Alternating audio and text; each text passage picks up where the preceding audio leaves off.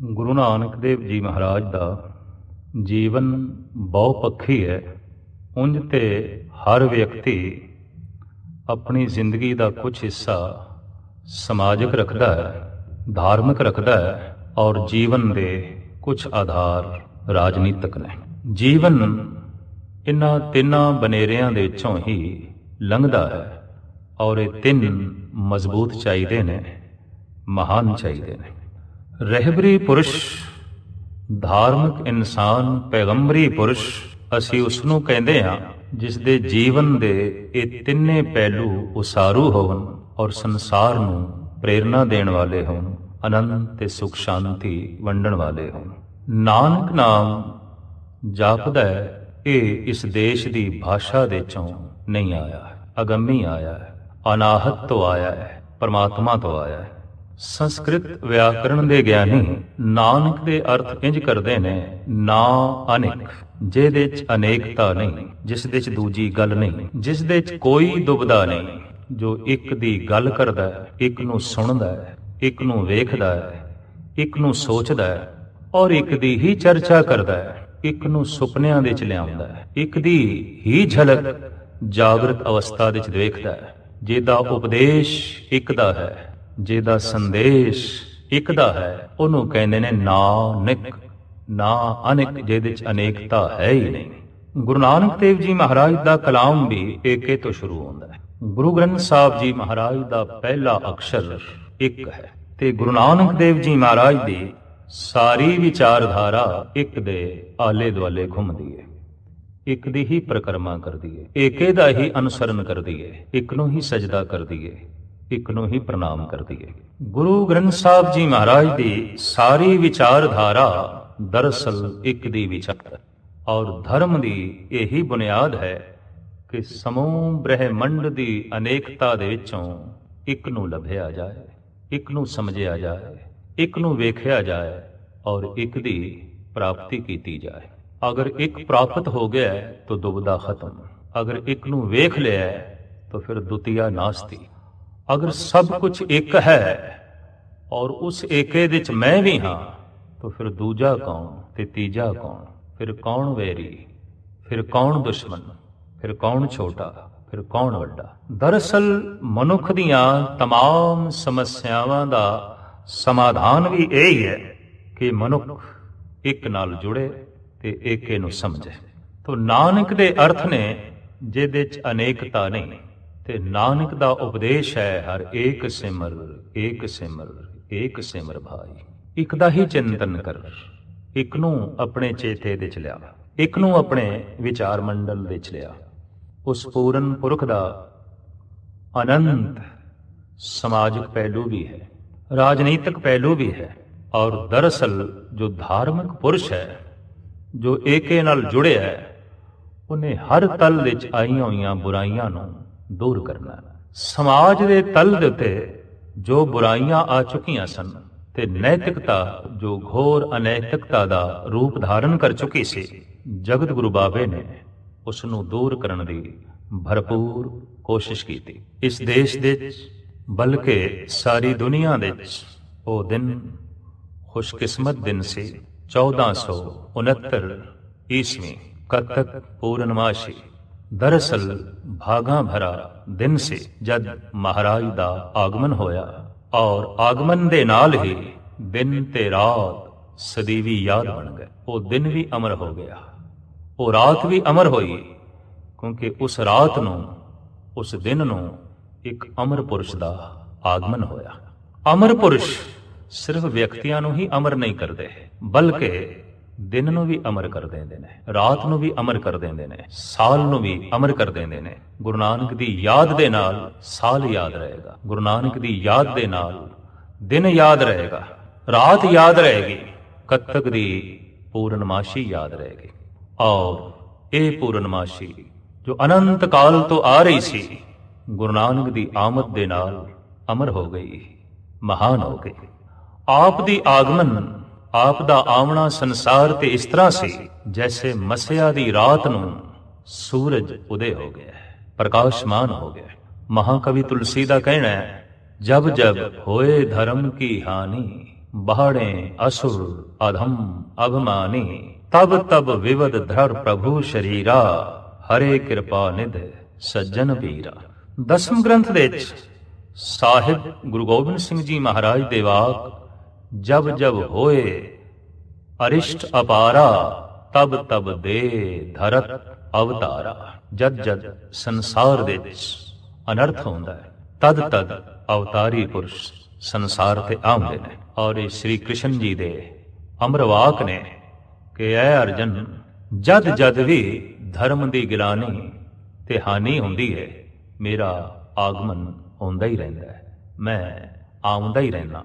ਦਰਅਸਲ ਉਹ ਪਰਿਪੂਰਨ ਪ੍ਰਮਾਤਮਾ ਜੋਤੀਮਾਨ ਕਿਸੇ ਦੇ ਅੰਦਰ ਮਹਾਨ ਜੋਤ ਉਜਾਗਰ ਕਰਕੇ ਜਗਤ ਨੂੰ ਸੰਦੇਸ਼ ਤੇ ਉਪਦੇਸ਼ ਦੇਣ ਲਈ ਆਉਂਦਾ ਹੈ। ਬਹੁਤੀ ਗਰਮੀ, ਬਹੁਤੀ ਤਪਸ਼, ਕੜਕਦੀ ਹੋਈ ਲੋ, ਇਸ ਗੱਲ ਦਾ ਆਗਮਨ ਹੈ ਕਿ ਬਰਖਾ ਹੋਵੇਗੀ, ਬਰਸਾਤ ਹੋਵੇਗੀ।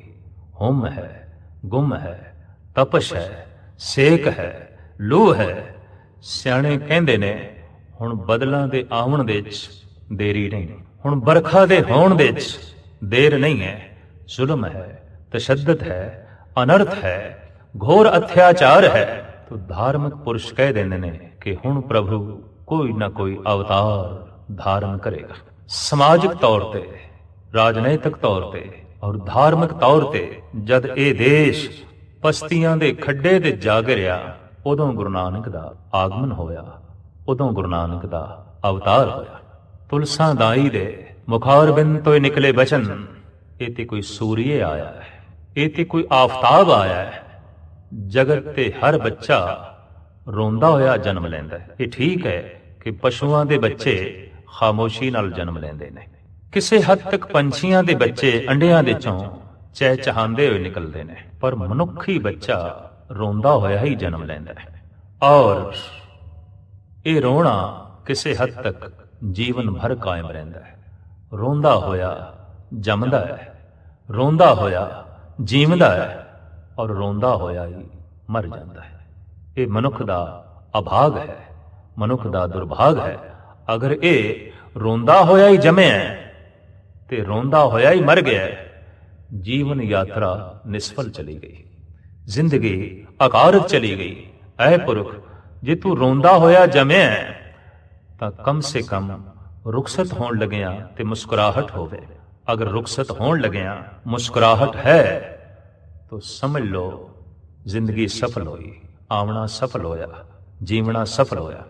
ਤੋ ਅਕਸਰ ਮਨੁੱਖੀ ਬੱਚੇ ਜਗਤ ਦੇ ਵਿੱਚ ਰੋਂਦੇ ਹੋਏ ਜਨਮ ਲੈਂਦੇ ਨੇ। ਰੂਹੇ ਜ਼ਮੀਨ ਤੇ ਇੱਕ ਐਸਾ ਕਾਰਾਮਦ ਮਹਾਨ ਪੁਰਸ਼ ਦਾ ਆਗਮਨ ਹੋਇਆ ਜੋ ਹੱਸਦਾ ਹੋਇਆ ਆਇਆ ਹੈ। ਔਰ ਤੁਲਸਾਂ ਹੈਰਾਨ ਹੈ, ਹੱਸਦੇ ਹੋਏ ਜਨਮ, ਬਾਲਕ ਦੇ ਬੁੱਲਾਂ ਤੇ ਮੁਸਕਰਾਹਟ ਹੈ, ਚਿਹਰੇ ਤੇ ਨੂਰ ਹੈ, ਹਾਸਾ ਹੈ, ਖਿੜਖੜਾਹਟ ਹੈ।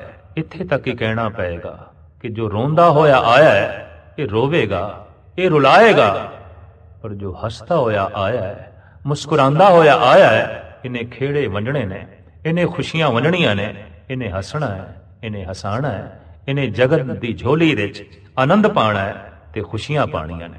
ਤੋ ਜਗਤ ਗੁਰੂ ਬਾਬੇ ਦਾ ਆਗਮਨ ਹੋਇਆ ਹੈ ਮੁਸਕਰਾਉਂਦੇ ਹੋਇਆ, ਹੱਸਦੇ ਹੋਇਆ। ਪਿਤਾ ਕਾਲੂ ਜੀ ਦੀ, ਤ੍ਰਿਪਤਾ ਜੀ ਦੀ ਪਹਿਲੀ ਔਲਾਦ ਦਾ ਜਨਮ ਕਾਲੂ ਜੀ ਦੇ ਸਹੁਰੇ ਪਰਿਵਾਰ ਵਿੱਚ ਹੋਇਆ। ਤ੍ਰਿਪਤਾ ਜੀ ਦਾ ਉਹਨਾਂ ਦਿਨਾਂ ਵਿੱਚ ਵਾਸਾ ਮਾਤਾ ਪਿਤਾ ਦੇ ਘਰ ਵਿੱਚ ਸੀ।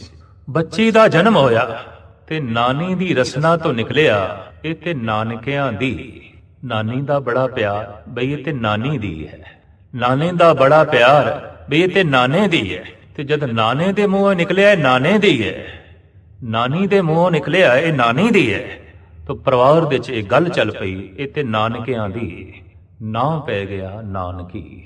ਇਹ ਨਾਮ ਧੁਰ ਦਰਗਾਹੋਂ ਆਇਆ, ਸੁਭਾਵਕ ਆਇਆ, ਅੰਤਰ ਆਤਮੇ ਚੋਂ ਇਸ ਨਾਮ ਨੇ ਜਨਮ ਲਿਆ ਨਾਨਕੀ।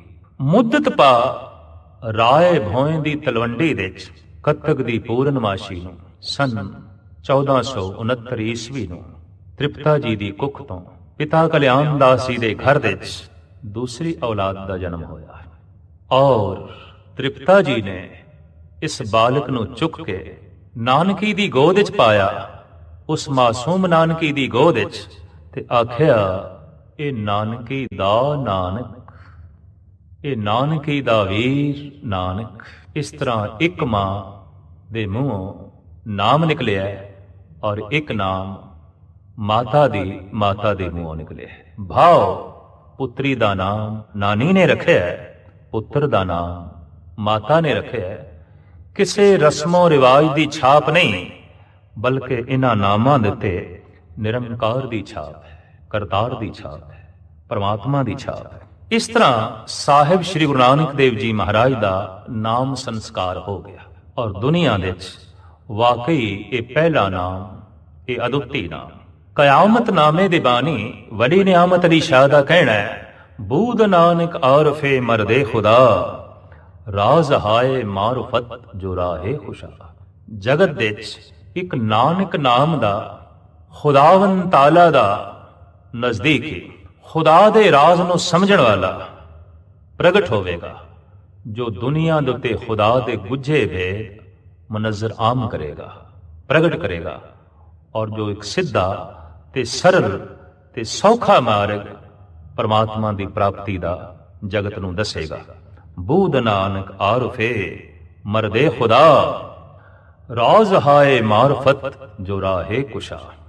ਸੋ ਇਸ ਤਰੀਕੇ ਦੇ ਨਾਲ ਸਾਹਿਬ ਸ੍ਰੀ ਗੁਰੂ ਨਾਨਕ ਦੇਵ ਜੀ ਮਹਾਰਾਜ ਦਾ ਆਗਮਨ ਹੋਇਆ ਤੇ ਆਪ ਸਹਿਜੇ ਸਹਿਜੇ ਵੱਡੇ ਹੋ ਰਹੇ ਨੇ। ਬੱਚਿਆਂ ਨਾਲ ਆਪ ਖੇਡਦੇ ਨੇ, ਪਰ ਖੇਡਦੇ ਚ ਵੀ ਧੁਨੀ ਸਤਨਾਮ ਦੀ ਲਾਉਂਦੇ ਨੇ। ਆਮ ਲੋਕਾਂ ਦਾ ਤਾਂ ਕਿਸੇ ਹੱਦ ਤੱਕ ਧਰਮ ਵੀ ਖੇਡ ਹੈ, ਖਿਲੌਣਾ ਹੈ, ਪਰ ਬਾਬੇ ਦਾ ਖੇਡਣਾ ਵੀ ਧਰਮ ਹੈ, ਸਾਧਨਾ ਹੈ, ਸਮਾਧੀ ਹੈ।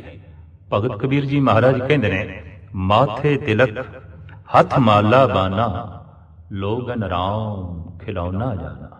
ਲੋਕਾਂ ਨੇ ਰੱਬ ਨੂੰ ਖਿਡੌਣਾ ਹੀ ਸਮਝਿਆ ਔਰ ਖਿਡੌਣੇ ਨਾਲ ਤੇ ਮਨੁੱਖ ਖੇਡਦਾ।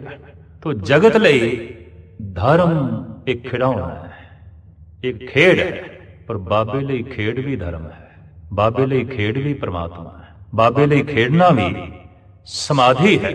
ਤੋ ਆਪ ਬੱਚਿਆਂ ਨਾਲ ਖੇਡਦੇ ਨੇ, ਗੱਲ ਸਤਨਾਮ ਦੀ ਕਰਦੇ ਨੇ, ਗੱਲ ਪਰਮਾਤਮਾ ਦੀ ਕਰਦੇ ਨੇ, ਗੱਲ ਅਕਾਲ ਪੁਰਖ ਦੀ ਕਰਦੇ ਨੇ ਔਰ ਇਸ ਬਿਸਮਾਦ ਅਵਸਥਾ ਚ ਕਰਦੇ ਨੇ। ਇਤਨੇ ਰੰਗੇ ਹੋਏ ਢੰਗ ਨਾਲ ਕਰਦੇ ਨੇ, ਇਤਨੀ ਇਕਾਗਰਤਾ ਦੇ ਨਾਲ ਕਰਦੇ ਨੇ ਕਿ ਆਪ ਦੀ ਇਕਾਗਰਤਾ ਦਾ ਅਸਰ ਬੱਚਿਆਂ ਤੇ ਵੀ ਪਿਆ ਔਰ ਬੱਚੇ ਵੀ ਸਮਾਧੀ ਲੀਨ ਹੋਏ। ਧਨ ਨੇ ਉਹ ਬੱਚੇ ਜਿਨ੍ਹਾਂ ਨੂੰ ਗੁਰੂ ਨਾਨਕ ਦੇ ਸੰਗ ਖੇਡਣਾ ਨਸੀਬ ਹੋਇਆ ਔਰ ਗੁਰੂ ਨਾਨਕ ਦੇ ਸੰਗ ਸਮਾਧੀ ਲਾਣ ਦੀ ਜਾਚ ਆਈ ਔਰ ਗੁਰੂ ਨਾਨਕ ਦੇ ਬੋਲ ਨੂੰ ਸੁਣ ਕੇ ਉਹ ਪ੍ਰਮਾਤਮਾ ਨਾਲ ਜੁੜੇ, ਅਕਾਲ ਪੁਰਖ ਦੇ ਨਾਲ ਜੁੜੇ। ਆਪ ਦੀਆਂ ਇਨ੍ਹਾਂ ਰੁਚੀਆਂ ਨੂੰ ਵੇਖ ਕੇ ਮਾਤਾ ਪਿਤਾ ਨੂੰ ਚਿੰਤਾ ਜ਼ਰੂਰ ਹੋਈ। ਲਿਹਾਜ਼ਾ ਆਪ ਜਦ ਗਾਲਬਨ 8 ਵਰਿਆਂ ਦੇ ਹੋਏ ਤਾਂ ਮਾਤਾ ਪਿਤਾ ਨੇ ਗੋਪਾਲ ਪਾਂਦੇ ਕੋਲ ਬਿਠਾਇਆ।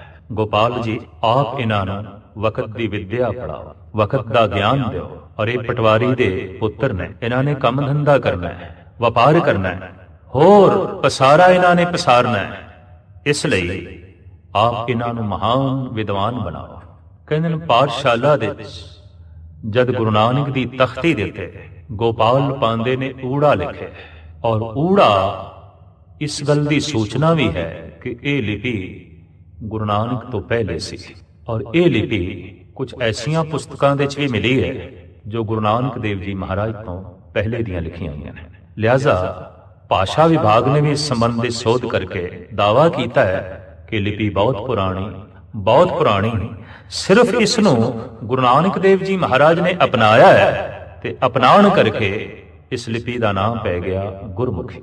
ਇਸ ਲਿਪੀ ਦੀ ਪੜ੍ਹਾਈ ਜਾਰੀ ਕੀਤੀ ਗੁਰੂ ਅੰਗਦ ਦੇਵ ਜੀ ਮਹਾਰਾਜ ਨੇ ਔਰ ਬਾਅਦ ਵਿੱਚ ਸਹਿਜੇ ਸਹਿਜੇ ਇਹ ਲਿਪੀ ਪੰਜਾਬ ਦੇ ਭਾਸ਼ਾਵਾਂ ਵਿੱਚ ਔਰ ਬੋਲਚਾਲ ਵਿੱਚ ਅੱਖਰਾਂ ਵਿੱਚ ਲਿਖੀ ਜਾਣ ਲੱਗੀ ਔਰ ਇਸ ਢੰਗ ਦੇ ਨਾਲ ਤਮਾਮ ਧਾਰਮਿਕ ਸਿੱਖ ਜਗਤ ਦਾ ਸਾਹਿਤ, ਇਤਿਹਾਸ, ਗਿਆਨ ਇਸ ਲਿਪੀ ਦੇ ਵਿੱਚ ਲਿਖਿਆ ਗਿਆ।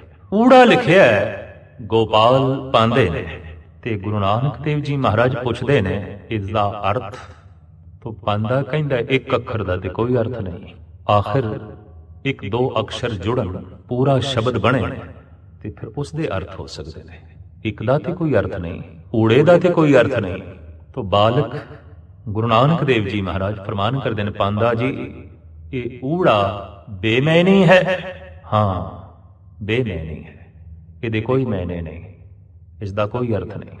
तो गुरु नानक देव जी महाराज एकदम अपने वस्त्र झाड़ के खड़े हो गए और कहने लगे, पांदा जी फिर बेमैनी अखर मैं नहीं पढ़ने, और इस दुनिया दे मैं बेमैनी अखर पढ़न वास्ते नहीं आया। जिस अखर का कोई मकसद नहीं, जिस अखर का कोई अर्थ नहीं, जिस लफ्ज दे कोई मैने नहीं, वो मैं नहीं पढ़ने। आप जैसे चले ने ते पांदे ने डांट के रोके, नानक जी गल सुनो, एक अखर का कोई मैना नहीं आता, एक अखर दे कोई अर्थ नहीं आते। सतगुरु देव जी महाराज कहन लगे, जे अर्थ आउंदे होवन ते ऊड़ा भी किसी दिशा की प्रेरणा देंदी है, ऐड़ा भी किसी मार्ग की सूचना देंदा है, सस्सा भी किसी होंद नाल जोड़दा है, ते कक्का भी किसी दुनिया दे पहुंचांदा है। तो हैरान हो गया पांदा, और वो कहंदा है ये नामुमकिन है, ऐसा नहीं हो सकता कि एक अखर दे भी कोई मैंने हो, कोई अर्थ हो, लिख के दसो, मैनू दसो। तो मेरे पातशाह ने अपने उस्ताद के सामने पट्टी लिखी है, पांदेस के सामने पट्टी लिखी है, और ये पट्टी गुरु ग्रंथ साहब जी महाराज दे आसा राग के अंदर दर्ज है, और जिसका सिरलेख है आसा मल्ला पहला पट्टी लिखी। गुरु नानक ने तख्ती लिखी, गुरु नानक ने पट्टी लिखी, जिसनू पढ़ के पांदा समाधि दे चला गया। सस्से सोए सृष्ट जिन साजी, सबना कारण एक भया। ऐ पांदे तू सस्से तू ए प्रेरणा क्यों नहीं लेंदा कि उसने ही सारी सृष्टि की साजना की है, वही साजनहार है। सस्से तू ए प्रेरणा लै कि वह साजनहार है, वो सृष्टि का रचयिता है। गुरु ग्रंथ साहब जी महाराज दे आप दी पट्टी है, गुरु अर्जन देव जी महाराज की 52 अखरी है, ते भगत कबीर जी महाराज की 52 अखरी है। एक एक अखर तो परमात्मा की दिशा की प्रेरणा लैनी। जैसे भगत कबीर भी कहना, ओ अंकार आद मैं जाना, लिखे अर मेठे ताए न माना। ऊड़े तो मैं ये प्रेरणा ले कि वो जो ओ अंकार है वो अनादि है, वो मेटिया नहीं जा सकता, वो बनाया नहीं जा सकता, वो आकार तो रहत है। मैं इस ऊड़े तो वो अंकार की प्रेरणा ली है, मैं इस ऊड़े तो वो अंकार दे नाल जुड़िया, और मैनू इस ऊड़े ने एके दा बोध करा दिता है। दरअसल कबीर दा ते ऐसा कहना है, अखर अंदर त्रिभुवन धारे।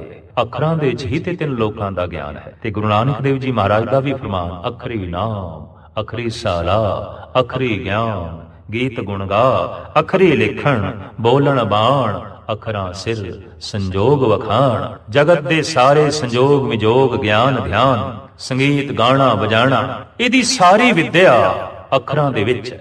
इस वास्ते गुंगा मनुख ना कवि हो सकता है, ना दार्शनिक हो सकता है, ना संगीतकार हो सकता है। जिंदगी दे हर पहलू दे द्वार गुंगे लई बंद हो जाते हैं, क्योंकि उहदे कोल अखर कोई नहीं। आवाज है, अल्फाज नहीं, धुन ते है पर अक्षर नहीं है। ते अक्षरां दे नाल ही ते जगत दा ज्ञान दिता जांदा है और लिता जांदा है। इस वास्ते गुरु बाबा ते दावे नाल कहंदे ने, अखरी नाम अखरी साला अखरी ज्ञान, गीत गुण गा। अखरां दे च गीत होवे, अखरां दे च ज्ञान होवे, ते अखरां दे बोध नाल परमात्मा दा बोध मिले। वो अखर बेमैनी नहीं हो सकते। एक एक अखर दे च कोई मैना है, एक एक अखर किसी दिशा की प्रेरणा है, और एक एक अखर दे विच अमृत रस भरिया होया है। अगर अखरां दा बोध होवे, उस तख्ती नूं पढ़ के, उस पट्टी नूं पढ़ के, गुरु नानक दी बांह पकड़ के पांदा पिता कल्याण दास जी पास आया और आखण लगा, पटवारी जी, मेहता जी, थोड़े इस बालक नूं मैं नहीं पढ़ा सकता, और हकीकत यह है, सच्चाई ये है, ये जगत विच पढ़न वास्ते नहीं आया, पढ़ाण वास्ते आया है। ये कुछ समझण लई नहीं आया, ये समझाण लई आया है। जन्मां जन्मांतरां दे बंद द्वार अज इसने मेरे खोल दिते ने। अज मेरे द्वार, मेरे कपाट खुल गए ने।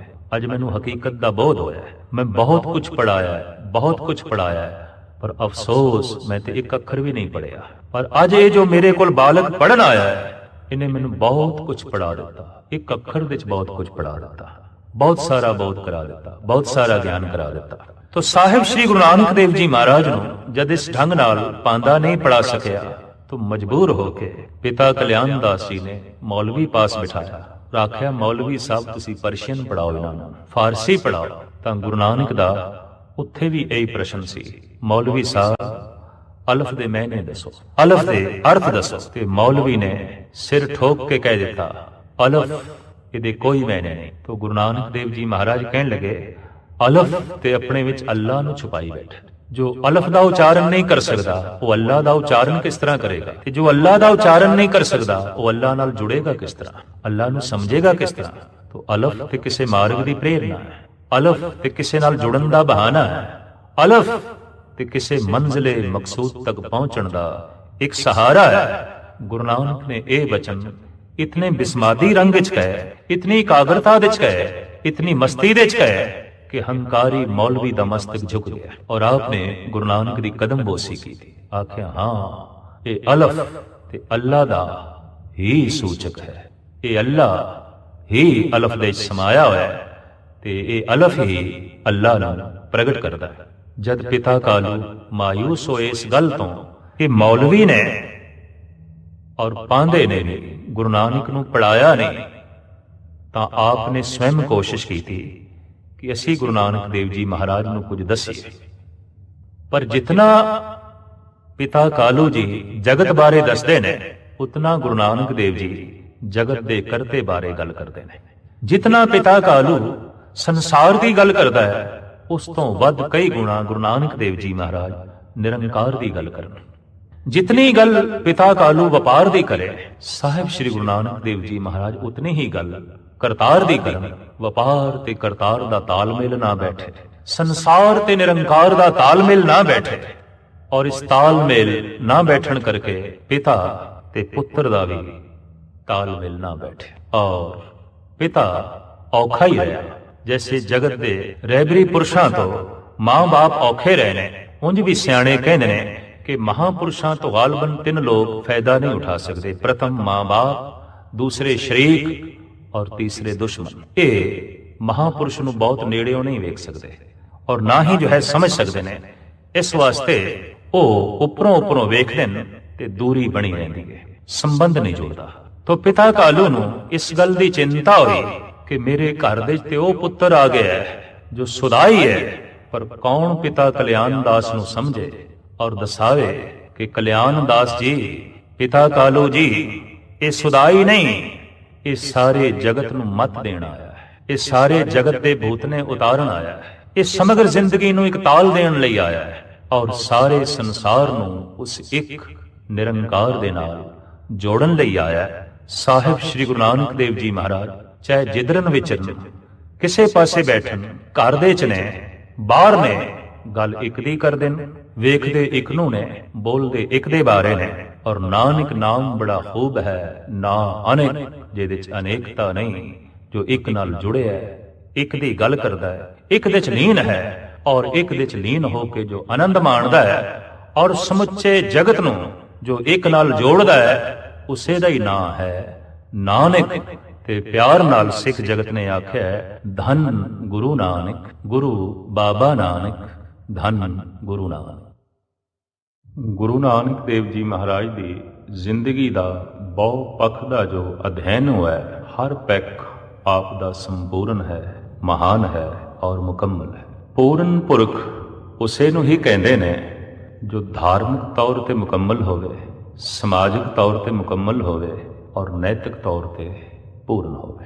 ਅਕਸਰ ਐਸਾ ਦੇਖਿਆ ਗਿਆ ਹੈ ਕਿ ਜਗਤ ਦੇ ਕੁਝ ਮਹਾਨ ਮਨੁੱਖ, ਪੂਰਨ ਤੇ ਮੈਂ ਨਹੀਂ ਕਵਾਂਗਾ, ਮਹਾਨ ਮਨੁੱਖ, ਕਿਉਂ ਕਿ ਉਹ ਧਾਰਮਿਕ ਪਹਿਲੂ ਤੇ ਮੁਕੰਮਲ ਸਨ, ਲੇਕਿਨ ਸਮਾਜਿਕ ਤੌਰ ਤੇ ਬਿਲਕੁਲ ਟੁੱਟੇ ਹੋਏ, ਆਰਥਿਕ ਦੁਨੀਆ ਨੂੰ ਬਿਲਕੁਲ ਛੱਡ ਗਏ, ਨੈਤਿਕ ਦੁਨੀਆ ਨਾਲ ਦੂਰ ਦਾ ਵੀ ਸੰਬੰਧ ਨਾ ਰੱਖਿਆ, ਜਿਸ ਦਾ ਜ਼ਿਕਰ ਭਾਈ ਗੁਰਦਾਸ ਜੀ ਇਸ ਤਰ੍ਹਾਂ ਕਰਦੇ ਨੇ ਕਿ ਸਿੱਧ ਛਪ ਬੈਠੇ ਪਰਬਤੀ, ਕੌਣ ਜਗਤ ਕੋ ਪਾਰ ਉਤਾਰਾ। ਸਿੱਧ ਪੁਰਸ਼ ਤੋਂ ਮੁਰਾਦ ਉਹ ਸਿੱਧ ਜੋ ਗੱਲ ਨੂੰ ਸਮਝਦੇ ਨੇ, ਜੀਵਨ ਨੂੰ ਸਮਝਦੇ ਨੇ, ਜੀਵਨ ਦੀ ਬਾਰੀਕੀਆਂ ਦੇ ਵਿੱਚ ਜਿਨ੍ਹਾਂ ਨੇ ਬਹੁਤ ਝਾਤ ਮਾਰੀ ਹੈ ਤੇ ਜਿਨ੍ਹਾਂ ਨੂੰ ਅਸਲੀਅਤ ਦਾ ਪਤਾ ਹੈ, ਜੀਵਨ ਦਾ ਪਤਾ ਹੈ। ਅਗਰ ਉਹੀ ਜ਼ਿੰਦਗੀ ਤੋਂ ਕਿਨਾਰਾ ਕਸ਼ ਹੋ ਕੇ ਤੇ ਪਹਾੜਾਂ ਦੀ ਕੰਦਰਾਂ ਦੇ ਜਾ ਬੈਠਣ ਤਾਂ ਕਿਸੇ ਹੱਦ ਤੱਕ ਮਨੁੱਖ ਦੀ ਜ਼ਿੰਦਗੀ ਤੇ ਕੰਦਰ ਹੀ ਬਣ ਕੇ ਰਹਿ ਜਾਏਗੀ। ਮਨੁੱਖਤਾ ਕੇਵਲ ਪਹਾੜਾਂ ਦੀਆਂ ਕੰਦਰਾਂ ਹੀ ਬਣ ਕੇ ਰਹਿ ਜਾਏਗੀ।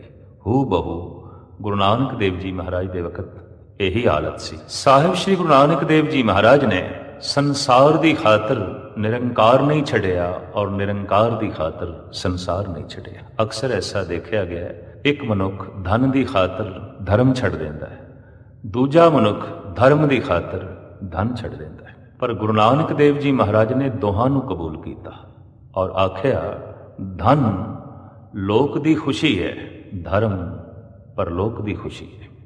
ਧਨ ਤੋਂ ਬਿਨਾ ਸੰਸਾਰ ਵਿੱਚ ਵਿਚਰਨਾ ਔਖਾ ਹੈ ਔਰ ਧਰਮ ਤੋਂ ਬਿਨਾ ਅਧਿਆਤਮਿਕ ਆਨੰਦ ਮਾਣਨਾ ਬਹੁਤ ਔਖਾ ਹੈ। ਤਾਂ ਪੂਰਨ ਮਨੁੱਖ ਵੀ ਉਹੀ ਹੈ ਜਿਹਦੇ ਕੋਲ ਲੋਕ ਜ਼ਿੰਦਗੀ ਸੰਪੂਰਨ ਹੈ ਤੇ ਜਿਹਦੇ ਕੋਲ ਪਰਲੋਕ ਦਾ ਆਨੰਦ ਵੀ ਸੰਪੂਰਨ ਤੌਰ ਤੇ ਮੌਜੂਦ ਹੈ। ਸਾਹਿਬ ਸ੍ਰੀ ਗੁਰੂ ਨਾਨਕ ਦੇਵ ਜੀ ਮਹਾਰਾਜ ਤੋਂ ਸਾਹਿਬ ਸ੍ਰੀ ਗੁਰੂ ਨਾਨਕ ਦੇਵ ਜੀ ਮਹਾਰਾਜ ਬਚਪਨ ਤੋਂ ਹੀ ਇਹੀ ਸੂਝ-ਬੂਝ ਅਕਾਲ ਪੁਰਖ ਪਰਿਪੂਰਨ ਪ੍ਰਮਾਤਮਾ ਤੋਂ ਲੈ ਕੇ ਆਏ।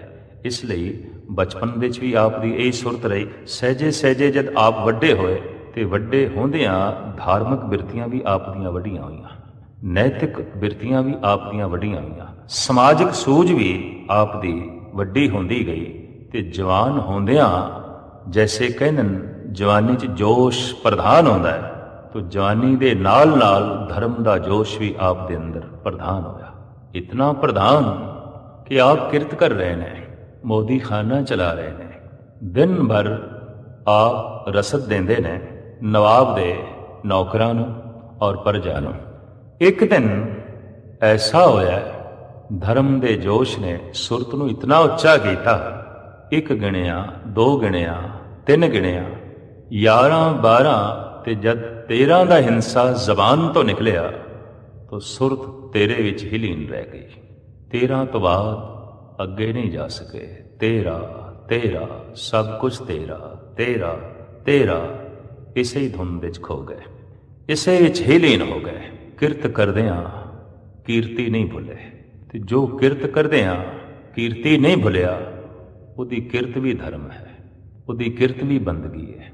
ਅਕਸਰ ਪੂਰਨ ਪੁਰਖਾਂ ਦਾ ਧੰਦਾ ਵੀ ਧਰਮ ਆਉਂਦਾ ਹੈ, ਪਰ ਅਧੂਰੇ ਮਨੁੱਖਾਂ ਦਾ ਤੇ ਧਰਮ ਵੀ ਧੰਦਾ ਆਉਂਦਾ ਹੈ।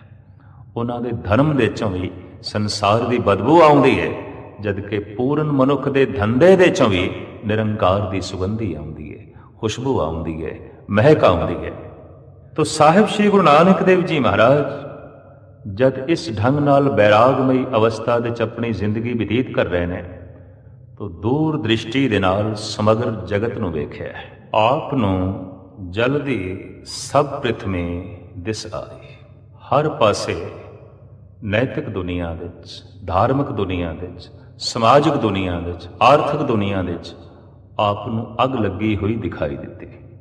ਨਾਮ ਦੀ ਮਸ਼ਕ ਲੈ ਕੇ ਇਸ ਅੱਗ ਨੂੰ ਬੁਝਾਉਣ ਦਾ ਤਹੀਆ ਆਪ ਨੇ ਸੁਲਤਾਨਪੁਰ ਦੇ ਵਿੱਚ ਹੀ ਕੀਤਾ। ਲੰਬੀ ਸੋਚਣੀ ਤੋਂ ਬਾਅਦ ਆਪ ਨੇ ਲੰਬੀਆਂ ਉਦਾਸੀਆਂ ਨੂੰ ਜਨਮ ਦਿੱਤਾ। ਇੱਕ ਇੱਕ ਉਦਾਸੀ 12-12 ਸਾਲ ਦੀ। ਕਈ ਦਫਾ ਪ੍ਰਸ਼ਨ ਖੜਾ ਹੁੰਦਾ ਹੈ ਕਿ ਗੁਰੂ ਨਾਨਕ ਨੇ ਇਤਨਾ ਭਰਮਣ ਕਿਉਂ ਕੀਤਾ। ਇਤਿਹਾਸਕਾਰਾਂ ਦੇ ਕਥਨ ਅਨੁਸਾਰ ਗਾਲਬਨ 82,000 ਮੀਲ ਦਾ ਇਹ ਪੈਦਲ ਸਫ਼ਰ ਬਣਦਾ ਹੈ। ਇਤਨਾ ਭਰਮਣ, ਇਤਨਾ ਦੇਸ਼ ਦੇਸ਼ਾਂਤਰਾਂ ਦਾ ਰਟਨ, ਤੀਰਥਾਂ ਦਾ ਭਰਮਣ, ਸ਼ਹਿਰਾਂ ਦਾ ਭਰਮਣ, ਜੰਗਲ ਤੇ ਬਿਆਬਾਨਾਂ ਦੇ ਸੂਫੀ ਸੰਤਾਂ ਦੇ ਡੇਰਿਆਂ ਵਿੱਚ ਮਹਾਤਮਾ ਲੋਕਾਂ ਦੀ ਸੰਗਤ ਥਾਂ ਥਾਂ ਤੇ ਆਪ ਨੇ ਭਰਮਣ ਕੀਤਾ ਔਰ ਪਹੁੰਚੇ ਨੇ। ਇੱਕ ਸਵਾਲ ਖੜਾ ਹੁੰਦਾ ਹੈ, ਇਤਨਾ ਭਰਮਣ ਗੁਰੂ ਨਾਨਕ ਨੇ ਕਿਉਂ ਕੀਤਾ? ਤੋ ਇਸ ਪ੍ਰਸ਼ਨ ਦਾ ਇੱਕੋ ਇੱਕ ਉੱਤਰ ਹੈ ਕਿ ਗੁਰੂ ਨਾਨਕ ਦੇ ਅੰਦਰ ਇੱਕ ਦੁੱਖ ਸੀ, ਇੱਕ ਤੜਪ ਸੀ। ਤਰਕ ਖੜੀ ਹੋਵੇਗੀ, ਜਿਹਦੇ ਅੰਦਰ ਦੁੱਖ ਸੀ ਉਹ ਜਗਤ ਨੂੰ ਕੀ ਦੇ ਸਕਦਾ ਹੈ? ਜਿਸ ਦੇ ਅੰਦਰ ਤੜਪ ਸੀ ਉਹਨੇ ਸੰਸਾਰ ਨੂੰ ਕੀ ਦੇਣਾ ਹੈ? ਪਰ ਇਸ ਦਾ ਇੱਕ ਉੱਤਰ ਹੈ।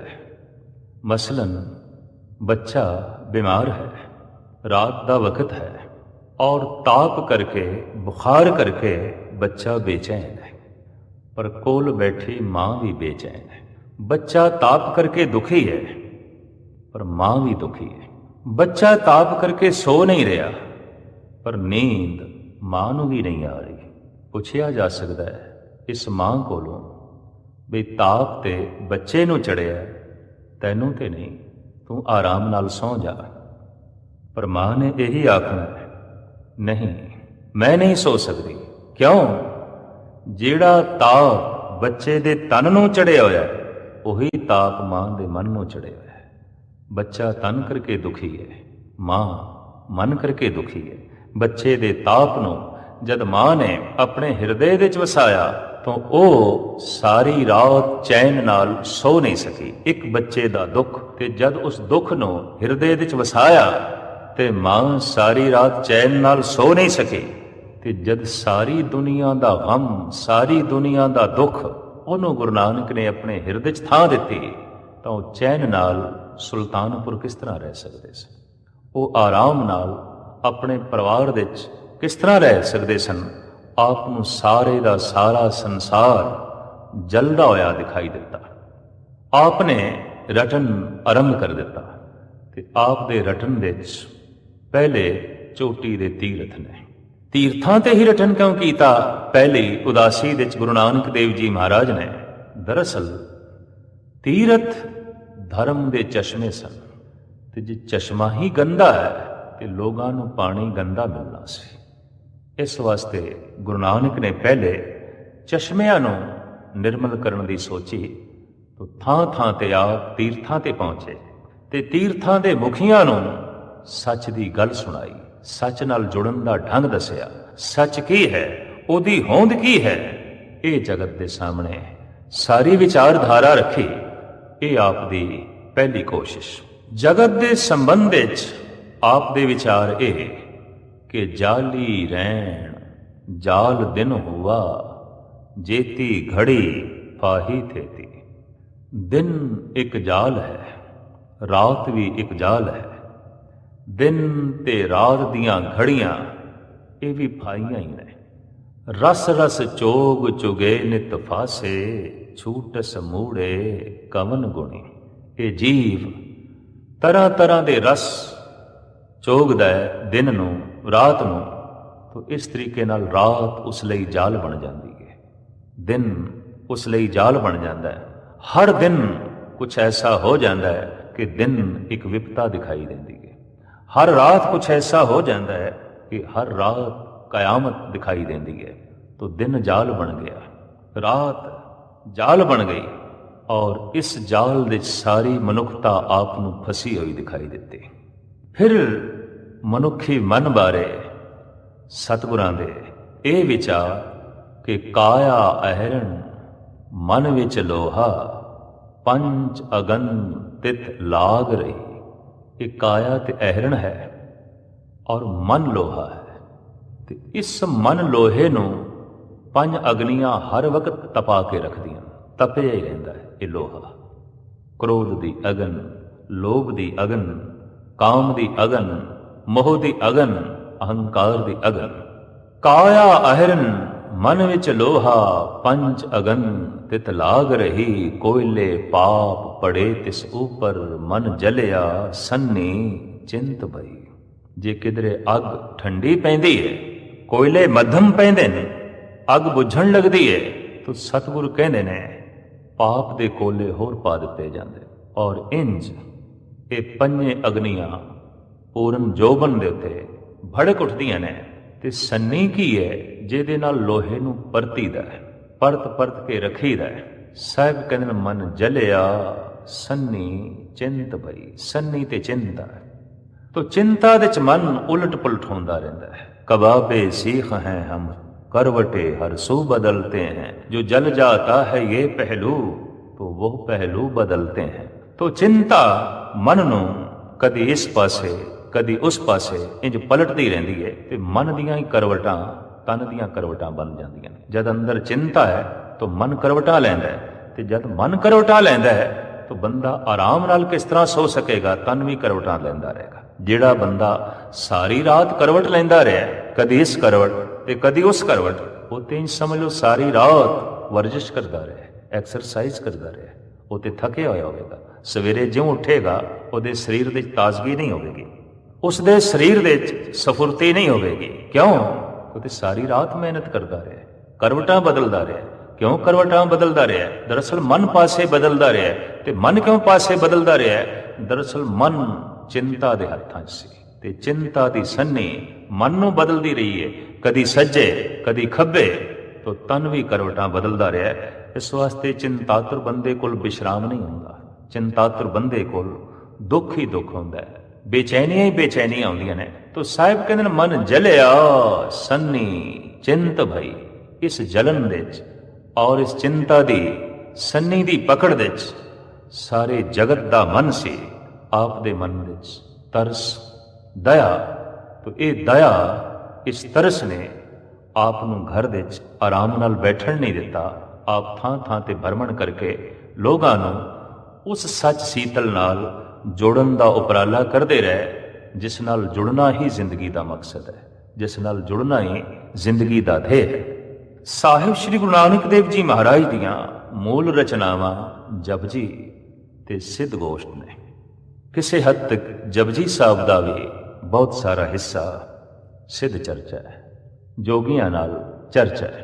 और ये उस वक़्त दा सिरमौर धर्म सी, जोगमत और समुचे भारत दे च ये छाए हुए सन।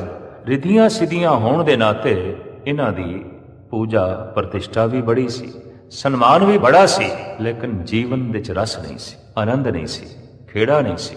कहंदे ने जद साहिब श्री गुरु नानक देव जी महाराज पीली भीत दे नेड़े उस स्थान ते पहुंचे जिसदा नाम अजकल नानक मथा है, पर नानक मते तो पेशतर इस स्थान दा नाम सी गोरख मता। जद पहुंचे ने मेरे पातशाह उत्थे तां जोगियां ने गुलाब दा फुल आप नूं पेश कीता। मरदाना कहण लग्या, महाराज बड़े आव भगत नाल पेश आए ने जोगी, बड़ा सन्मान कर रहे ने, आप नूं गुलाब दा फुल भेंट कीता है। तो सतगुरु कहण लगे, नहीं मरदानिया, हमेशा दी तरह जोगी हुण भी चर्चा ही कर रहे ने, बहस कर रहे हैं। हमेशा की तरह हुण भी इन्होंने एक बहुत बड़ा प्रश्न खड़ा कर दिता है। इन्होंने फुल भेंट नहीं किया, एक प्रश्न भेंट किया है, एक सवाल भेंट किया और उसका असी जवाब देना है। महाराज ने उस फुल नूं वेख्या, उहदी सुगंधी का आनंद माणिया और फुल जोगियां नूं वापस किया। जोगी कहण लगे, महाराज ये कबूल नहीं, आप नूं प्रवान नहीं। क्यों?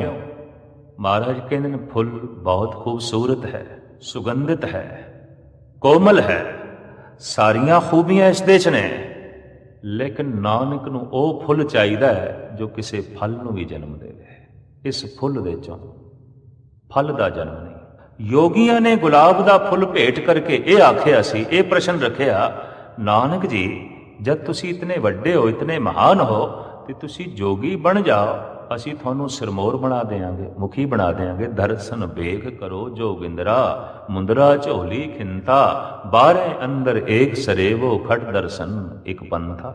जे तुसी मुंदरा धारण कर लो, झोली धारण कर लो, खड़ावां पहन लो, जोगियां वाले चिन्ह धारण करो, तो असी थानू नाथ बना देंगे, जोगियां दा मुखी बना देंगे, सिरमौर बना देंगे। और वेखो नानक जी, जोग मत दे रिधियां सिद्धियां दी सुगंधी है, संसारिक पूजा प्रतिष्ठा दी सुंदरता है, और ये बहुत कुछ है, ये बहुत वड्डी गल है। ते गुरु नानक देव जी महाराज कहने लगे, ठीक है जोगियो, ठीक है, इस जोग मत दे रिधियां सिद्धियां दी सुगंधी है, संसारिक पूजा प्रतिष्ठा दी सुंदरता है, पर नाम दा फल नहीं है, प्रभु ज्ञान दा फल नहीं है, परमात्म फल नहीं है। ते नानक नूं फल चाहिदा है, केवल रिद्धि सिद्धि नहीं, केवल संसार दी पूजा प्रतिष्ठा नहीं, नानक नूं परमात्मा चाहिदा है, नानक नूं ज्ञान चाहिदा है, नानक नूं नाम चाहिदा है। ते मैं जगत दी झोली दे च ओह फुल पाना है जिस फुल दे च नाम दा फल भी है। मैं ते ओही कर्म दृढ़ कराने ने जिन्हां कर्मां चों नाम दा फल पैदा होवे, नाम दा रस पैदा होवे। सतगुरुदेव जी महाराज जद पहुंचे ने हरिद्वार ते फिर बनारस, तां आप दे नाल फिर गोष्ठी ते चर्चा हुई। चर्चा इस ढंग नाल हुई कि कुछ विद्वानां ने यह आख्या, पुराने मत अनुसार कि संसार नूं बना रहा है ब्रह्मा, इहदी पालना कर रहा है विष्णु, इहनूं नाश कर रहा है शंकर।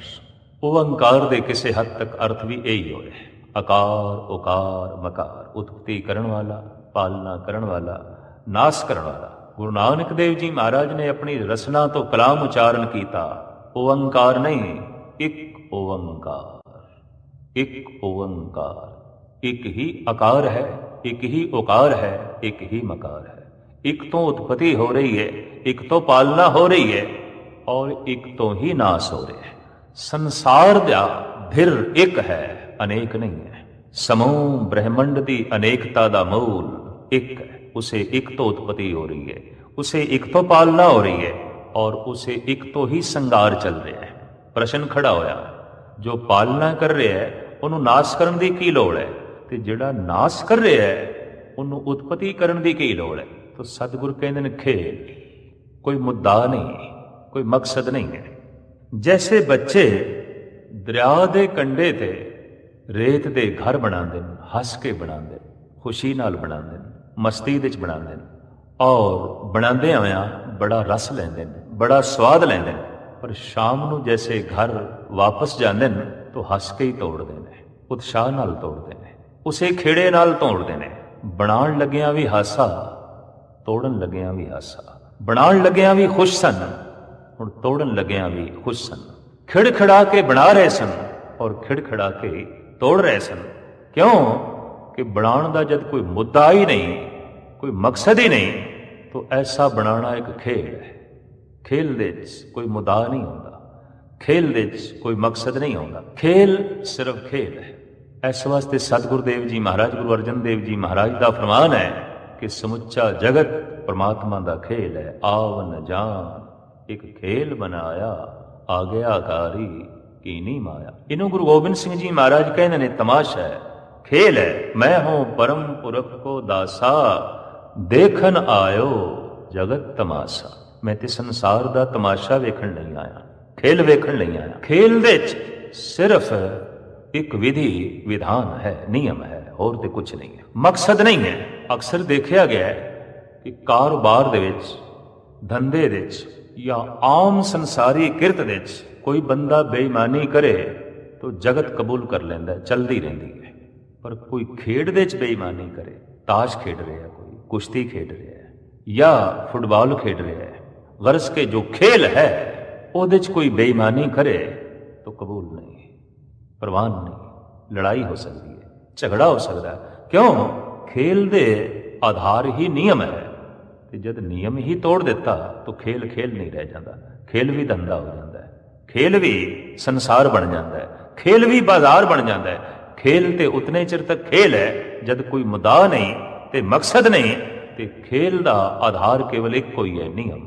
तो परमात्मा की ये सारी जी बनतर है किसी नियम ते खड़ी है, और जे टुट भज है ये भी किसी नियम ते खड़ी है। पर बनाने का उसका कोई मुद्दा नहीं। अगर कुछ मनुख बना के बनना चाहता है तो स्पष्ट गल है मनुख अधूरा है।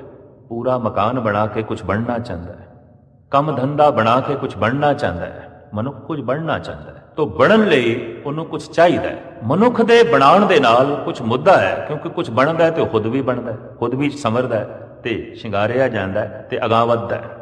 अगर परमात्मा दे भी बनाण दा कुछ मकसद है, मुद्दा है, ते बनाण नाल ही वो कुछ बन सकता है, तो इतनी गल स्पष्ट है अधूरा है, अजय अधूरा है। कुछ बना के बनेगा, कुछ बनाएगा, कुछ उसका मुद्दा है, मुद्दा उसका होंदा है, मकसद उसका होंदा है जो अधूरा है। तो परमात्मा ते संपूर्ण है, पूर्ण। पूर्ण उसनू कहने जिहदी कोई सीमा नहीं, कित्थों शुरू होंदा है कित्थे खत्म होंदा है, कोई सीमा नहीं। तो उसदे बनाण दा कोई मुद्दा नहीं, और विगाड़न दा भी, नाश करन दा भी कोई मुद्दा नहीं। फिर की है? खेल। आवन जान एक खेल बनाया, आ गया कारी कीनी माया। ये तो उसका खेल है। तो गुरु नानक देव जी महाराज कहने लगे उस तो उत्पत्ति हो रही है, उस तो पालना हो रही है, और उसे तो ही नाश हो रहा है, और उसे दा ही खेल है, उसे दी लीला है। तो प्रश्न खड़ा होया, क्या ब्रह्मा विष्णु महेश नहीं ने? सतगुरु कहने लगे है गए ने। इस काया अंदर ब्रह्मा विष्णु महेशा, जिस उपत सब संसारा। परमात्मा दे नाम व्यक्तियों को दिते गए, बंदियां को दिते गए। तो साहिब कहते ने ये ब्रह्मा, ये विष्णु, ये महेश, ये मनुख दे अंदर ने। रजोगुण, तमोगुण, सतोगुण। रजोगुण बनाण दियां रुचियां, ये तमाम जीवां दे अंदर रजोगुण मौजूद है। पंछी भी घोंसले बनाते हैं, कीड़े मकोड़े भी खुड्डां बनाते हैं, ਮਨੁੱਖ ਵੀ ਕੁਝ ਬਣਾਉਂਦਾ ਹੈ, ਰੇਲਾਂ ਮੋਟਰਾਂ ਗੱਡੀਆਂ ਬਣਾ ਰਿਹਾ ਹੈ, ਸੜਕਾਂ ਬਣਾ ਰਿਹਾ ਹੈ, ਪੁਲ ਬਣਾ ਰਿਹਾ ਹੈ, ਤਰ੍ਹਾਂ ਤਰ੍ਹਾਂ ਦੇ ਸਾਜ਼ੋ ਸਮਾਨ ਬਣਾ ਰਿਹਾ ਹੈ। ਇਹ ਜਿਹੜੀ ਬਣਾਉਣ ਦੀ ਰੁਚੀ ਹੈ ਇਹ ਰਜੋਗੁਣ ਹੈ। ਤੇ ਜੋ ਕੁਝ ਬਣਾਇਆ ਹੈ ਇਹ ਟਿਕਿਆ ਰਵੇ ਔਰ ਇਹਨੂੰ ਟਿਕਾਈ ਰੱਖਣਾ ਹੈ। ਦਰਅਸਲ ਇਹ ਪਾਲਣਾ ਦੀ ਰੁਚੀ ਵੀ ਮਨੁੱਖ ਦੇ ਅੰਦਰ ਸਤੋਗੁਣ, ਇਹ ਵਿਸ਼ਨੂੰ ਹੈ। ਬਣਾਉਣ ਦੀ ਰੁਚੀ ਬ੍ਰਹਮਾ ਹੈ। ਤੇ ਯਕੀਨ ਜਾਣੋ ਮਨੁੱਖ ਹੀ ਨਾਸ ਕਰਦਾ ਹੈ ਔਰ ਮਨੁੱਖ ਹੀ ਨਾਸ ਕਰਨ ਦੇ ਸਾਜ਼ੋ ਸਮਾਨ ਬਣਾਉਂਦਾ ਹੈ। ਕਿਉਂ ਬਣਾਉਂਦਾ ਹੈ? ਮਨੁੱਖ ਦੇ ਅੰਦਰ ਤਮੋ ਗੁਣ ਹੈ। ਐਟਮ ਬੰਬ ਮਨੁੱਖ ਬਣਾ ਰਿਹਾ ਹੈ, ਹਾਈਡਰੋਜਨ ਬੰਬ ਮਨੁੱਖ ਬਣਾ ਰਿਹਾ ਹੈ, ਬਸਤੀਆਂ ਦੀਆਂ ਬਸਤੀਆਂ ਮਨੁੱਖ ਨੇ ਉਜਾੜੀਆਂ ਨੇ, ਸ਼ਹਿਰਾਂ ਦੇ ਸ਼ਹਿਰ ਮਨੁੱਖ ਨੇ ਤਬਾਹ ਕੀਤੇ ਨੇ, ਮੁਲਕਾਂ ਦੇ ਮੁਲਕ ਗਰਕ ਕੀਤੇ ਨੇ ਤਾਂ ਮਨੁੱਖ ਨੇ ਹੀ ਕੀਤੇ ਨੇ। ਕਿਉਂ ਕਿ ਮਨੁੱਖ ਦੇ ਅੰਦਰ ਤਮੋ ਗੁਣ ਵੀ ਹੈ। ਸਿਰਫ ਮਕਾਨ ਬਣਾਉਂਦਾ ਨਹੀਂ, ਮਕਾਨ ਢਾਂਦਾ ਵੀ ਹੈ। ਸਿਰਫ ਇਹ ਸ਼ਹਿਰ ਤਾਮੀਰ ਨਹੀਂ ਕਰਦਾ, ਸ਼ਹਿਰਾਂ ਨੂੰ ਅੱਗ ਵੀ ਲਾਉਂਦਾ। ਸਿਰਫ ਬਸਤੀਆਂ ਬਸਾਉਂਦਾ ਨਹੀਂ ਬਲਕਿ ਮਨੁੱਖ ਬਸਤੀਆਂ ਉਜਾੜਦਾ ਵੀ ਹੈ। ਜਦ ਰਜੋ ਗੁਣ ਪ੍ਰਧਾਨ ਹੁੰਦਾ ਹੈ ਤਾਂ ਕੁਝ ਬਣਾਉਂਦਾ ਹੈ, ਤੇ ਜਦ ਤਮੋ ਗੁਣ ਪ੍ਰਧਾਨ ਹੁੰਦਾ ਹੈ ਕੁਝ ਵਿਗਾੜਦਾ ਹੈ। ਜਦ ਸਤੋ ਗੁਣ ਪ੍ਰਧਾਨ ਹੁੰਦਾ ਹੈ ਤਾਂ ਉਸਾਰੇ ਹੋਏ ਦੀ ਪਾਲਣਾ ਕਰਦਾ ਹੈ, ਉਹਨੂੰ ਟਿਕਾਉਣ ਦੀ ਜੋ ਹੈ ਕੋਸ਼ਿਸ਼ ਕਰਦਾ ਹੈ। ਸਾਹਿਬ ਕਹਿੰਦੇ ਨੇ ਇਹ ਤਿੰਨੇ ਗੁਣ ਬ੍ਰਹਮਾ ਵਿਸ਼ਨ ਮਹੇਸ਼ ਨੇ ਔਰ ਮਨੁੱਖ ਦੇ ਅੰਦਰ ਨੇ, ਔਰ ਇਸੇ ਨਾਲ ਹੀ ਸਮੁੱਚੇ ਸੰਸਾਰ ਦੀ ਕਾਰ ਚੱਲ ਰਹੀ ਹੈ, ਵਿਹਾਰ ਚੱਲ ਰਿਹਾ ਹੈ, ਸਮਗਰ ਜੋ ਹੈ ਜਗਤ ਚੱਲ ਰਿਹਾ ਹੈ। ਸਾਹਿਬ ਸ੍ਰੀ ਗੁਰੂ ਨਾਨਕ ਦੇਵ ਜੀ ਮਹਾਰਾਜ ਦਾ ਫਿਰ ਮੂਲ ਉਪਦੇਸ਼, ਮਨੁੱਖ ਆਪਣੇ ਸ਼ੁਭ ਕਰਮਾਂ ਕਰਕੇ ਪ੍ਰਮਾਤਮਾ ਦੇ ਨੇੜੇ ਹੈ, ਅਸ਼ੁਭ ਕਰਮਾਂ ਕਰਕੇ ਦੂਰ ਹੈ। ਕਰਮੀ ਆਪੋ ਆਪਣੀ ਕੇ ਨੇੜੇ ਕੇ ਦੂਰ। ਜੋ ਪ੍ਰਮਾਤਮਾ ਦੇ ਨੇੜੇ ਹੈ ਉਹ ਸਵਰਗ ਦੇ ਨੇੜੇ ਹੈ, ਜੋ ਪ੍ਰਮਾਤਮਾ ਤੋਂ ਦੂਰ ਹੈ ਉਹ ਨਰਕ ਦੇ 'ਚ ਹੈ। ਜੋ ਪ੍ਰਮਾਤਮਾ ਦੇ ਨੇੜੇ ਹੈ ਉਹ ਪ੍ਰਕਾਸ਼ ਦੇ 'ਚ ਹੈ, ਜੋ ਪ੍ਰਮਾਤਮਾ ਤੋਂ ਦੂਰ ਹੈ ਅੰਧਕਾਰ ਦੇ 'ਚ ਹੈ। ਜੋ ਪ੍ਰਮਾਤਮਾ ਦੇ ਨੇੜੇ ਹੈ ਆਨੰਦ ਦੇ 'ਚ ਹੈ, ਜੋ ਪ੍ਰਮਾਤਮਾ ਤੋਂ ਦੂਰ ਹੈ ਉਹ ਦੁੱਖ ਦੇ 'ਚ ਹੈ। ਨੇੜਤਾ ਸੁਖ ਹੈ, ਦੂਰੀ ਦੁੱਖ ਹੈ। ਨੇੜਤਾ ਪ੍ਰਕਾਸ਼ ਹੈ, ਦੂਰੀ ਅੰਧਕਾਰ ਹੈ। ਔਰ ਜੋ ਮਨੁੱਖ ਜਿਤਨਾ ਦੂਰ ਚਲਾ ਜਾਏਗਾ ਉਤਨਾ ਅੰਧਕਾਰ ਵਿੱਚ ਭਟਕ ਜਾਏਗਾ। ਇਸ ਵਾਸਤੇ ਗੁਰੂ ਨਾਨਕ ਦੀ ਦ੍ਰਿਸ਼ਟੀ ਵਿੱਚ ਪ੍ਰਮਾਤਮਾ ਇੱਕ ਨੂਰ ਹੈ, ਇੱਕ ਚਾਨਣਾ ਹੈ। ਚਾਂਦਨਾ ਚਾਂਦਨ ਆਂਗਨ ਪ੍ਰਭ ਜੀਉ ਅੰਤਰ ਚਾਂਦਨਾ। ਨਾਮ ਜਪਤ ਕੋਟ ਸੂਰ ਉਜਾਰਾ ਬਿਨ ਸੇ ਭਰਮ ਅੰਧੇਰਾ। ਨਾਮ ਜਪਦਿਆਂ ਜਪਦਿਆਂ ਕਰੋੜਾਂ ਸੂਰਜਾਂ ਵਰਗਾ ਚਾਨਣਾ ਹੋ ਜਾਂਦਾ ਹੈ, ਕਿਉਂਕਿ ਪ੍ਰਮਾਤਮਾ ਚਾਨਣ ਹੈ, ਪ੍ਰਮਾਤਮਾ ਪ੍ਰਕਾਸ਼ ਹੈ, ਪ੍ਰਮਾਤਮਾ ਆਨੰਦ ਹੈ, ਅਕਾਲ ਪੁਰਖ ਖੁਸ਼ੀ ਹੈ। ਦੂਰੀ ਅੰਧਕਾਰ ਹੈ ਔਰ ਜੈਸੇ ਜੈਸੇ ਮਨੁੱਖ ਦੀ ਦੂਰੀ ਹੁੰਦੀ ਹੈ ਭਟਕਣਾ ਸ਼ੁਰੂ ਹੁੰਦੀ ਹੈ, ਦੁੱਖ ਤੇ ਸੰਤਾਪ ਸ਼ੁਰੂ ਹੁੰਦਾ ਹੈ। ਅਜੋਕੇ ਯੁੱਗ ਦੇ ਵਿੱਚ, ਅਜੋਕੇ ਸਮੇਂ ਦੇ ਵਿੱਚ ਮਨੁੱਖਤਾ ਨੂੰ ਦੁਖੀ ਦੇਖ ਕੇ ਕਹਿਣਾ ਪੈਂਦਾ ਹੈ ਕਿ ਰੱਬ ਤੋਂ ਦੂਰ ਨੇ, ਪ੍ਰਮਾਤਮਾ ਤੋਂ ਦੂਰ ਨੇ, ਕਿਉਂਕਿ ਘਰ ਘਰ ਦੇ ਵਿੱਚ ਦੁੱਖ, ਹਰ ਵਿਅਕਤੀ ਕੋਲ ਦੁੱਖ, ਤੇ ਦੁੱਖ ਦੀ ਅਗਨ ਦੇ ਵਿੱਚ ਸਾਰੇ ਦਾ ਸਾਰਾ ਸੰਸਾਰ ਜਲ ਰਿਹਾ ਹੈ। ਗੱਲ ਸਪਸ਼ਟ ਹੋ ਗਈ, ਦੂਰੀ ਹੈ। ਕਰਮੀ ਆਪੋ ਆਪਣੀ ਕੇ ਨੇੜੇ ਕੇ ਦੂਰ। ਗੁਰੂ ਨਾਨਕ ਦੀ ਕੋਸ਼ਿਸ਼ ਜਗਤ ਕਿਸੇ ਤਰੀਕੇ ਨਾਲ ਨੇੜੇ ਹੋਵੇ, ਤੋ ਨੇੜੇ ਦਾ ਸਾਧਨ ਆਪ ਨੇ ਸੱਚ ਦਾ ਜਪ ਦੱਸਿਆ। ਗੁਰੂ ਨਾਨਕ ਦੀ ਪਹਿਲੀ ਬਾਣੀ ਦਾ ਨਾਮ ਜਪ ਹੈ, ਤੇ ਗੁਰੂ ਨਾਨਕ ਦੀ ਮੂਲ ਸਿੱਖਿਆ ਤੇ ਦੀਕਸ਼ਾ ਜਪ ਹੈ। ਜੋ ਜਪ ਕਰਦਾ ਜਾਏਗਾ, ਜੋ ਉਸ ਦਾ ਨਾਮ ਆਪਣੀ ਜ਼ਬਾਨ ਤੇ ਰੱਖ ਕੇ ਰਟਨ ਕਰਦਾ ਜਾਏਗਾ, ਨੇੜੇ ਹੋ ਜਾਏਗਾ।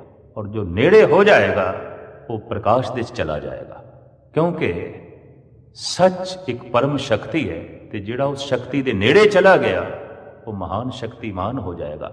ਜਦ ਮਨੁੱਖ ਕਿਸੇ ਮਹਾਨ ਮਨੁੱਖ ਦੇ ਨੇੜੇ ਹੋ ਜਾਂਦਾ ਹੈ, ਕਿਸੇ ਹੁਕਮਰਾਨ ਜਾਂ ਰਾਜੇ ਦੇ ਨੇੜੇ ਹੋ ਜਾਂਦਾ ਹੈ, ਤਾਂ ਰਾਜੇ ਦੇ ਨੇੜੇ ਹੋਣ ਕਰਕੇ ਉਸ ਦਾ ਵੀ ਸਨਮਾਨ ਹੁੰਦਾ ਹੈ। ਤੇ ਜੋ ਰਾਜਿਆਂ ਦੇ ਮਹਾਰਾਜੇ ਪਰਿਪੂਰਨ ਪ੍ਰਮਾਤਮਾ ਦੇ ਨੇੜੇ ਹੋ ਜਾਏ ਤਾਂ ਕੁਦਰਤੀ ਗੱਲ ਹੈ, ਫਿਰ ਸਨਮਾਨ ਉਸ ਦਾ ਵੀ ਹੋਵੇਗਾ, ਪ੍ਰਤਿਸ਼ਠਾ ਉਸ ਦੀ ਵੀ ਹੋਵੇਗੀ, ਮਹਾਨਤਾ ਉਸ ਦੀ ਵੀ ਹੋਵੇਗੀ।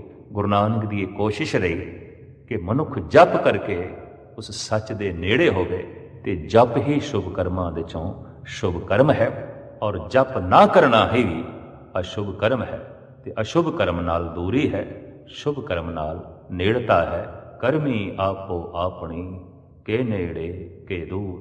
ਗੁਰੂ ਨਾਨਕ ਦਾ ਮੂਲ ਸੰਦੇਸ਼ ਉਪਦੇਸ਼ ਕਿ ਮਨੁੱਖ ਉਸ ਸੱਚ ਦੇ ਨੇੜੇ ਹੋਵੇ, ਉਸ ਨੂਰ ਦੇ ਨੇੜੇ ਹੋਵੇ, ਔਰ ਆਪ ਦੀ ਦਇਆ, ਆਪ ਦੀ ਕਿਰਪਾ, ਆਪ ਦੀ ਪ੍ਰੇਰਨਾ ਹਰ ਜੀਵ ਨੂੰ ਇਹੀ ਰਹੀ ਵੀ ਕਿਸੇ ਤਰੀਕੇ ਨਾਲ ਜੀਵ ਸੱਚ ਦੇ ਨੇੜੇ ਹੋਵੇ।